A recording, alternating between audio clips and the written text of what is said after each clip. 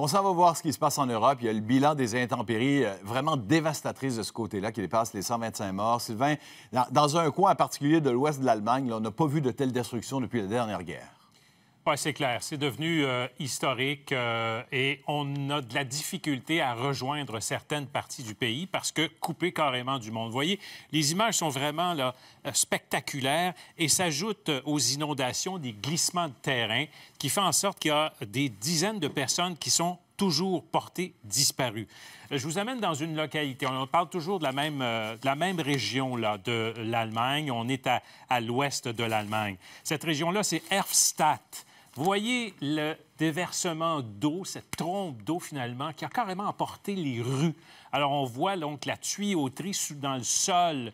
Ça a causé, évidemment, des destructions totales de certaines maisons. Et ce sont justement ces coulées de boue, finalement, qui ont entraîné des maisons, des voitures, des arbres un peu partout. Et là, on craint à une vingtaine de kilomètres de là. Donc, on est dans la région de Bonn, là, un peu à l'ouest de Bonn, pas loin de Cologne également. Eurskirchen, il y a là un réservoir qui est maintenant sous pression avec, évidemment, la montée des eaux.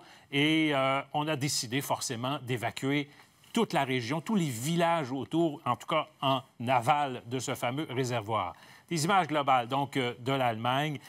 On ne sait pas actuellement quel bilan on va atteindre au terme de l'opération nettoyage. On essaie de parer au plus pressant. Vous voyez les gens qui tentent de faire des digues en attendant, dans l'espoir, évidemment, que la pluie cesse.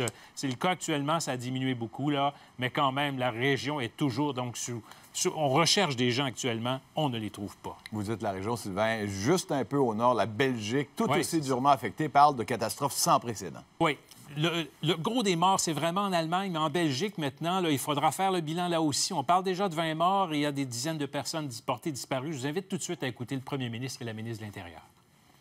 Mais il se pourrait que ces inondations soient les plus catastrophiques que notre pays n'a jamais connues. Il s'agit de circonstances tout à fait exceptionnelles, sans aucun précédent dans notre pays. Nous avons été forcés de constater que les conditions étaient tellement extrêmes qu'il était parfois impossible de venir directement en aide aux personnes en détresse. Alors, c'est la région de Liège, notamment, qui est la plus touchée pour l'instant. Donc, il y a vraiment un risque d'inondation énorme. Verviers, Pepinster sont aussi des régions touchées. Une journée de deuil national a été décrétée pour mardi prochain. Vraiment, c'est impressionnant de voir tout ça. Merci, Sylvain. Au revoir.